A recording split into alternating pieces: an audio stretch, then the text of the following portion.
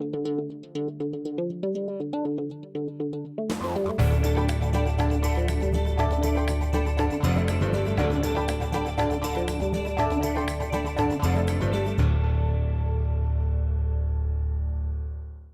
1 of T. Harry Williams' magnificent biography of Huey Long, on page 1 of that book, T. Harry tells a story of Huey campaigning for governor in 1928 and how he traveled into South Louisiana. Of course, he was from North Louisiana. He traveled into South Louisiana looking for votes, and he repeatedly told a story about how he would get up on Sunday mornings before dawn, hitch their horse to the buggy, and take his Catholic grandparents to Mass for 7 a.m. He would come home, unhitch the horse, give it some water, hitch it back up in time to take his Baptist grandparents to church for 10. He told that story throughout the southern part of the state, and after a while one of his young aides said, Mr. Long, I got to tell you, I didn't realize you had Catholic grandparents, to which Huey replied, "Don't be a damn fool, we didn't even have a horse." Now that philosophy, if you will, has continued throughout the years here in Louisiana and been attributed to numerous elected officials, watchdogs of government, lobbyists, legislators, and it's something we got to be very much aware of, because Huey's theory, I think, was the more you repeat a story, whether it's true or not, the more people are going to believe it. And in a lot of ways, the more we talk about what's going on with Louisiana's fiscal condition, people tend to believe what they hear, even though it may not be factual. So I want to lay out some facts for you today. I last visited with you in April of last year. I looked at what I said at that time, and I was talking about what I thought we might do by way of fiscal reform in Louisiana, because we had a very active task force. Robert was a member of that group, and we laid out what we thought might happen, and sure enough, it was pretty accurate, because there's not a whole lot new that we can do in Louisiana to restructure our taxes. And that proposal has been out there now for some period of time. The legislature's had 3 opportunities to consider those changes that were recommended by a bipartisan independent group based upon recommendations of the National Tax Foundation, but nothing's happened yet. So I want to lay out for you how we got to where we are and where we're going to be with this fiscal cliff, and then ask you to get involved enough to make up your own mind based upon facts as to what we ought to do to make certain that Louisiana's future is safe. The state budget this year is $32.7 billion.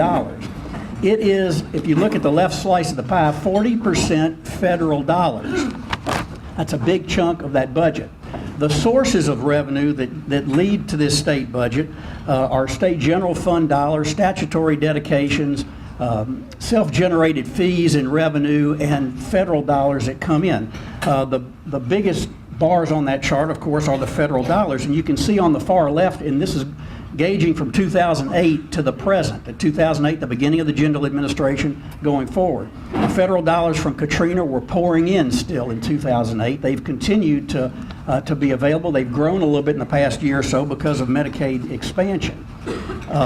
Look at the comparison of these sources of funding. Back in '82, the state general fund, in '82 now, 64% state general fund, 23% federal. Fast forward to 2018, and we're about 29% state general fund and 40% federal. So you can see the growth in Louisiana's budget over that lengthy period of time is driven primarily by federal dollars. This is what our budget looked like in 2008 and what it looks like now. This is the total budget. The pie chart on the left is the actual number, $32.1 billion, and the 18 budget, $32.7 billion. So it's grown some over that 10-year period, but it's not a huge growth relative to what people would think, have you believe is going on with the growth of the state budget. More significantly, this is the general fund. The general fund is the money that you pay. That's your tax dollars, be it income tax, sales tax, whatever you pay to support government. In 2008, you'll see in this difference, the general appropriations bill has decreased by $450 million. If I'd asked you how much the state general fund had grown, I bet you everybody would say, oh, it's grown hugely over the course of the past 10 years. Well, it hadn't. It's $450 million less than it was 10 years ago. The state general fund is actually $1 billion less overall, going from 10 10.4 to 9.4. So $1 billion less in our state general fund, the taxes that are paid by Louisianians. Now, there are very significant limitations on how we spend your money in Louisiana, because you have properly, I think, tied up a lot of that money constitutionally. So the legislature and the governor can't get their little hands on that money every time they come to Baton Rouge. You've said we want it to be spent in a particular way, and that's constitutionally, so it can't be undone. The general fund in 2000, let's look at 18, the middle column, where we are right now. That is the amount of money budgeted for the current year, $9.4 billion in state general fund dollars. Constitutionally, $3.5 billion of that total goes to K-12 education and some minimal election expenses. Those are constitutional mandates. We're obligated to pay our debt, obviously, but Louisiana does a really good job of this. We put it in our Constitution. We tell our creditors, you're going to get paid the first dollar that comes into the state. So every dollar that comes into the state flows through the Bond Security and Redemption Fund. And if it's necessary to pay down our obligations debt-wise, it's going to get used for that. So we have about $548 million in debt annually. And it gets paid as a matter of priority before the legislature can spend any money. We are extremely generous, perhaps inordinately so, in our state support of local governments. MFP is a local support. That's school boards across the state. But we also go further than that in our Constitution. The Constitution guarantees local governments $90 million in revenue sharing right off the top, constitutionally. It also provides supplemental pay to law enforcement. Everybody who wears a gun or everybody who is post-certified gets supplemental pay from the state, even if they're a local sheriff's deputy, a city policeman, a port policeman, whatever it may be. Your state tax dollars are going to supplement what they get paid by their local governmental entity. That's in the Constitution, $200 million. You add all that up, and the total non-discretionary spending for the state is $4.2 billion of that $9.4 billion. So that's not touched. That goes constitutionally. That leaves $5.1 billion to be spent by the legislature when it comes in, 45% of the budget. Next year, it's a very virtual even split. Half of the money that would be available to be spent is tied up in constitutional dedications. And I'm not criticizing that. That's not a bad thing. You've decided to do that, and it's setting priorities for spending. It's things that are important to us. Education is very important to us. Paying our debt is important. But the point is, there's not as much play money as you might think for the legislature to deal with to take care of everything else in government, like higher education. Higher education is going to get funded in two ways. It's going to get funded with state support because these are state institutions, or it's going to get funded with tuition and fees that are paid by the folks who go to those institutions. This is what higher education funding looks like since 2008. A steady decline in state support for higher education. During the previous administration, there was not the support for higher education that was necessary to keep the doors open. But what happened instead, and look at the bottom bars that are going up, that's tuition. Louisiana raised tuition higher and more than any other state in America over the course of the past 10 years. Some would say, great, that's a user fee. The people who are going to the university are using it, they ought to pay for it. My response to that is you have to have a balance. You have to have a balance between state support and what people pay to go to school. We've never had that balance. Years ago, we had low state support and off the bat, and the fund balance at the time was $5.1 billion. When this administration took over in January of 2016, it faced basically an almost $1 billion shortfall, $570 million revenue decline for the reasons I indicated earlier, and an unfunded requirement in the budget of $373 million. In other words, the legislature and the governor approved a budget that didn't have $373 million in revenue, but had $373 million in expenditures that people were expecting to be used that year. And by the way, the fund balance had shrunk to $2.1 billion. So that leaves us where we are right now. We had $10.1 billion in our pocket in 2008. It has decreased to $8.5 billion 8.6 billion for the current year, but you'll see what happens next year. Goes to 7.6 billion, a $1 billion drop in revenue sources, because the fix for last year's problem was a temporary one. And it was a temporary one for the stated reason that we're going to add this penny of sales tax, we're going to do some other business exemptions that'll be a bridge that'll get us to real tax reform, because we've got this task force working all during this past year. It's going to make a report, and we're going to believe in what that task force tells us ought to be done to change the structure of our system. Until it happened, and until 3 legislative sessions later, and the legislature, primarily the House of Representatives, has refused to even advance any of the recommendations of the task force that should be considered in order to replace this $1 billion hole that we had. This is not $1 billion in new taxes. This is $1 billion to replace what has already been authorized by the legislature, but what is going off the books and will cease to exist in on July 1 of next year. So where does that leave us? We can do several things by way of revenue. We could permanently enact some tax revenue reductions that had been, credit reductions that had been authorized last year. We could renew the 5th penny and keep being the highest sales tax state in America. We could replace that 5th penny with a more balanced tax policy that was suggested by the task force, but those efforts have been repelled at every opportunity thus far. But they're going to be discussed again because they make sense. We don't have a whole lot of other options. This was not anything brand new that came out of the task force. It was the same version that had been talked about for 20 or 30 years, but Louisiana's never had the political courage or the political will to make these changes. Or we could expand the sales tax base on the permanent pennies by taxing some services that was proposed but didn't go anywhere. Or we could reconsider some components of that stelly repeal. For example, allowing only 57% of excess itemized deductions. If we did that, and many of you in this room take advantage of these excess itemized deductions, but if you only got to deduct 57% of it, not 100%, you'd still cover home mortgage payments and charitable contributions. And that was the biggest thing that drove the stelly repeal, was we don't want to tax tithes, and it's not right to tax people who are paying down their home mortgages. And that makes sense. Or we cut the budget. Now, remember what I told you about the budget. It's less than what it was previously, and we've made cuts, and certainly the previous administration made cuts, and I recognize that, and I give them credit for that. This administration has done likewise. In the year and a half or so we've been there, we've cut hundreds of millions of dollars, at least $450 million, perhaps more when you start balancing out what was done when we first walked in the door to deal with the previous year's budget.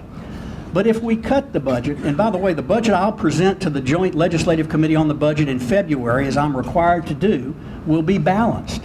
And if nothing happens between now and then, and it doesn't look to me like anything's going to happen between now and then, we'll present a budget that'll cut $1 billion out of that $4 billion discretionary dollars that we have. Because remember, the discretion isn't going to change. We're going to still have to fund those non-discretionary items. If we did it across the board, we would have to cut the legislative, the judicial, and the general appropriations bill by at least 20%. Now, the only budget that's grown over the course of the past 10 years has been the judiciary. They've grown by almost 30%. But they don't like it when we start talking about cutting that judicial budget, I will assure you. But 20% is a dramatic reduction from where we are right now, I can assure you. But if we want to be more judicious and don't do it across the board, it's because we don't want to disproportionately cut, for example, corrections and start turning prisoners loose. We don't want to cut higher education because we've said it's a priority and it's already been going in the wrong direction.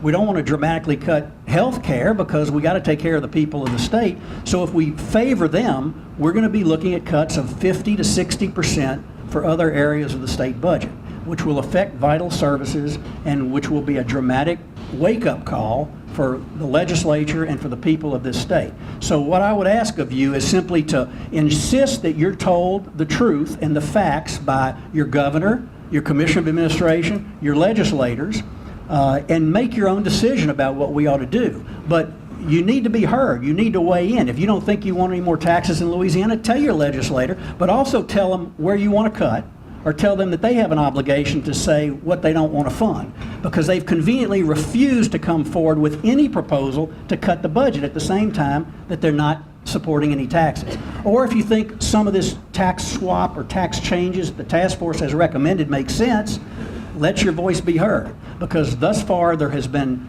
no action to deal with the cliff. And come July 1, we are all tumbling off together. And I hate to be the bearer of such bad news, but I have to be, because this is reality. And we have to have a reality check between now and the next legislative session as to what we want our state to look like. And if we want to get off of the bottom of all those lists that we're on and get more to the top of some other lists, we've got to wake up and make some difficult decisions and decide what are the priorities of the state and how much money do we need to make them happen. So I've got just a couple of minutes and I'll try and answer questions. Yes, sir. He's got a mic. I'll say this, I love you, Jay, especially the dry cleaning you choose. Yeah, I got a question. So, you talked about revenue, you talked about what's locked and what's unlocked. It's as simple as this, and I don't understand why a governor hasn't done it, but we've all faced it. I faced this in my business at home. If revenue goes down, you got to have a kitchen table conversation. Why can't the governor go to the people? We already know we got elected officials, but what are they doing for us? Go to the people and put up something like this and say, this is how much is locked. Because one thing is true, that budget is increasing every year, is it not? Yeah. In total. Oh, overall, yeah. So, if that's true, how come nobody ever looks at the expenses and tells the people, why don't you choose what we're going to do less of or tax more? Because I don't think that's happening. It's very simple. Well, what it has happened to the extent that we're constantly talking about this, but let me tell you what the people have said. Every time in recent years the people have had an opportunity constitutionally to tie up money, they voted for it. As recently as, not last year, but the year before, the people voted for 2 more constitutional dedications that affect hospitals and nursing homes, tying our hands more. The people have not trusted their government, their legislature, their governor, to do what they want done with their money, so we've been very anxious and willing to tie up money constitutionally, and I understand that. But the point is, that's the reality of what we've done. If we don't want to have that happen anymore, we've got to undedicate something, or we've got to recognize that we have not, contrary to what is said more often than not, that we've been growing state government. We are not, this governor has not grown state government. The previous governor did not grow state government, but he convinced the people that he was being wise with their expenditures because he was able to mask that loss of revenue. And by the way, I didn't mention one of the masking tricks. At the beginning of the previous administration, a law was passed that created something called the deliberative process privilege that shielded from public view all the machinations of the budget process. That law was tried to be repealed throughout a number of legislative sessions with no luck until the very last session before this new administration, when the law was changed to eliminate the deliberative process exemption, effective with the beginning of the new governor's term. Tom? What are some of those critical expenditures that are looking at being reduced 20% if it doesn't happen? I mean, not healthcare, not education, those other expenses that we're spending money on. Tell us some of those. What are those? What are we looking at? It's everything in government that you do. For example, the Department of Children and Family Services. Well, that's a social service agency. Why don't we just cut social services? Well, you know what they do? They take care of foster children and children in need who are abused, and they are struggling right now, and their budget has gone down. They need to hire more people. We've protected them to the extent that we can, but that is one example. Corrections is a huge example. Corrections, this won't let you sleep very comfortably at night, but at Angola, 173 inmates are guarded by 2 people. Now, these are in dormitory settings. These are not what are considered to be the worst of the worst, but that's not a good scenario when you have only for the guards or the inmates. But that's the reality of what the Department of Corrections is facing right now. They can't keep people in these low-paying jobs, and it's a revolving door, and we've got that kind of a problem. So corrections, children, family services, higher education has no protection. Where we don't want to do anything except improve higher education, but if we have $1 billion shortfall, we're not going to have any choice, because you saw we have $1 billion of the $4 billion that we have at our disposal is going to be gone. Your Department of Public Safety your motor vehicle locations, everything you can think of that state government provides. The Department of Transportation and Development is funded by gas taxes, which there was an opportunity to do something about that, and there was not an appetite to even do that, which I think probably had broader public support than any other tax proposal that was out there, and it went nowhere. It's very frustrating, I think, for everybody involved, but the reality is we got to talk about the reality, and we got to, the people have to decide and convince their elected officials, their legislators, what they should do. Would a constitutional convention help? Well, it would be a long time coming down the road. There would be a lot of issues as to who are the delegates. Legislators want to be delegates. Well, you've got a chance to do it constitutionally every time you come into session. So you don't want just legislators. It would take a long time to do that. In my view, you'd have to limit it to just tax matters because you don't want to open the entire convention up, but at some point that may be the answer. This governor was hopeful that with the creation of this fiscal task force and with the independence that it had and the people it had on it and the recommendations of the tax foundation and with the promise of the legislature who created the task force to tell them what to do to address the cliff and end the temporary taxes, and they turned a blind eye to what the task force has recommended. Martin? Yes. I'm a businessman and I have employees that work for me, and they have spouses that work out in all fields and so forth. There's some of the employees out there that have many years have gone without a pay increase and or actually suffered a decrease in pay. This is going to sound very weird, but even myself as a business owner, I've actually taken a less from my business because of the way businesses are going. What are the people in the legislative in the Congress of our state doing to address the issue for payroll in regards to the senators and so forth, our elected officials? Well, that's always a topic of discussion when it comes to what the state budget ought to look like, is the problems that the state's experiencing economically. And that's got to be a real part of the debate. And a lot of what we heard during the sessions this year was the state's economy is not doing well, although we have turned the corner. Unemployment is going down, and we think we've moved out of the recession. But everything that the legislature does, I think, always has an eye toward what's going to do to economic development in the state. Is it going to bring more people here? Is it going to enable people to pay the kind of wages we want paid? Is it going to be an impediment to growth and development? And I do think they look at that, but I can't tell you what those legislators are thinking as to what they ought to do. You're not talking about you're talking about their pay? Exactly. Oh. Okay. Our legislators,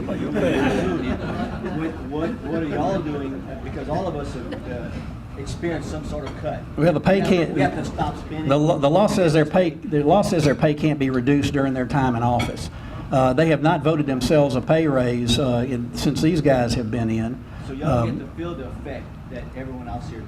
Well, they don't make a whole lot of money. I mean, legislators make $16,000 a year. It's not designed to be a full-time job. So, it's designed to be a part-time job. Some people do it full-time, but that's not their primary source of income. If you were king, what would you do?